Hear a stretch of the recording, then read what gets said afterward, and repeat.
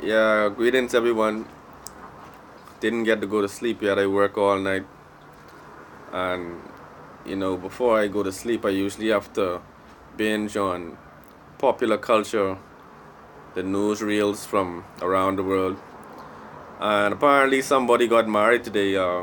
One of the British royals, I believe it was Prince Harry. He married a sister named Meghan Markle. If that's her name, I think her name is Meghan Markle. Now, the trending story behind all of this is the racial makeup or the genetic makeup of Miss Markle, because apparently she is half African and half Caucasian. You know, the anticipation for this wedding is sort of like Barack Obama's inauguration, because never before have many of us witnessed a royal wedding.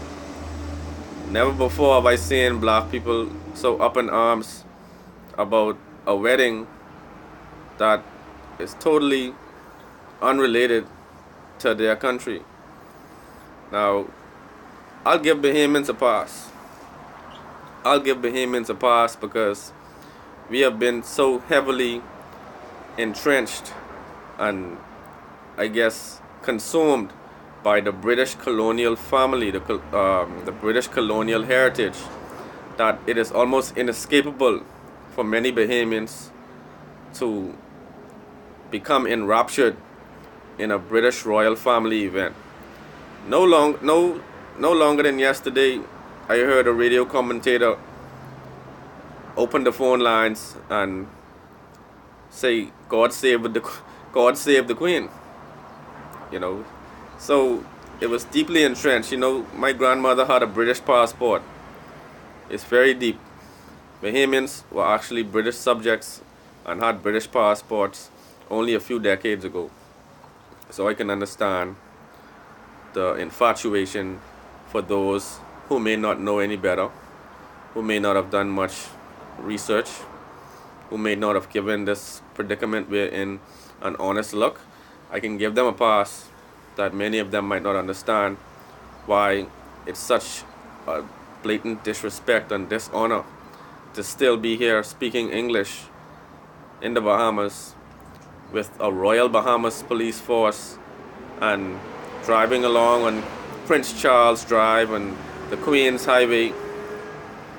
The fact that our ancestors were here in this land in chattel slavery, being whipped, being humiliated, raped, the whole 9 yards. And for us to turn around and wait so feverishly to watch a British royal family wedding, this all really smacks of Stockholm syndrome. Stockholm syndrome. Now, Stockholm syndrome, after an individual who is abused by an abusive individual. After this process, the person who was abused actually develops a loving bond for the person who was the abuser. And in a twisted kind of way, the person becomes closely attached and closely linked to the individual that abused them. And it's a sick psychology that develops as a result of this, where this person finds it difficult to break away from the individual who abused them by virtue of the fact that this bond was formed in a sadistic kind of way. And so for many Bahamians, many people of African descent who live in the western region, we all had to overcome, to one degree or another, this whole notion of being under the colonial grip of Britain. We have to now learn how to be independent of that.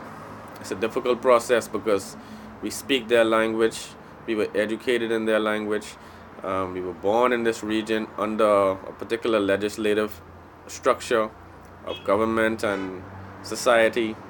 We name the streets after England. We call any land that is vacant, we call it crown land.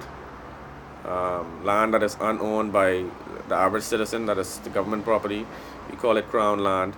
And so I just wanted to, you know, give a slight breakdown of what the psychological trappings of coming from this British colonial paradigm, what it really entails, you know, but not to really be sidetracked too far. So the royal wedding took place, and I was at work. I didn't really care. It wasn't important to me. I don't know them. I don't know their family. I happen to think that the queen is a horrible person. At times, she could look like a sweet old lady, but when she smiles, you're reminded of all the menacing things that Britain has done to the Bahamas, to Africa, to India. The list goes on. You know, they used to say that the sun never set on the British Empire. Well, thankfully, the sun is past setting now. It's now in the evening of the British Empire. Now they have to become a supporting character in the American narrative. And so America and Britain, they become a tag team duo in geopolitics. And so one cannot seem to operate without the other. They're doing joint military exercises in Syria and so on and so forth. But, you know, what I really wanted to say about this royal wedding, I mean, there's so much pomp and pageantry, so much anticipation, so much opulence. But have you all paid Africans for slavery? Did you pay me for what you did to my great-grandfather and great-grandmother? You didn't pay us for this, but yet still, you all seem to have enough money to have this lavish lifestyle and put on this public spectacle, you know, for the world to see. You know, personally, I would have preferred to watch Gucci Mane and Keisha Kaur get married before I watch anything related to the British royal family. You know, I could go on YouTube and probably look at some clips of that, because the British royal family, you owe Africans for slavery. You uprooted us from our territory, brought us into this region to harvest sugarcane and to harvest cotton and to raise livestock. You know, you made some of our ancestors breastfeed your children. You tarred and feathered African men. You cut tongues from mouths and you put ropes around necks. Alright? And so for me to sit down and watch the prince marry Meghan Markle, I don't care if she's a full-blooded African. I don't care if she was born in Africa. Half African. I don't care. She could be Miss Africa. If he marries her, it doesn't change a thing. You all still owe Africans for 400 plus years of slavery, tyranny, and oppression. To the extent that I sit here right now, I don't even know what my original family title was. The title that I have is from the slave master who enslaved my ancestors in the Bahamas under a legal construct that was enabled by the English crown. And so I would just like to touch on this because I see a lot of people talking about it as if these people should receive a pass. We have a local entertainer from the Bahamas. His name is Tony McKay. And he sang a song basically saying, pay me what you owe me. Pay me for my mother and my father. Pay me for my sister and my brother.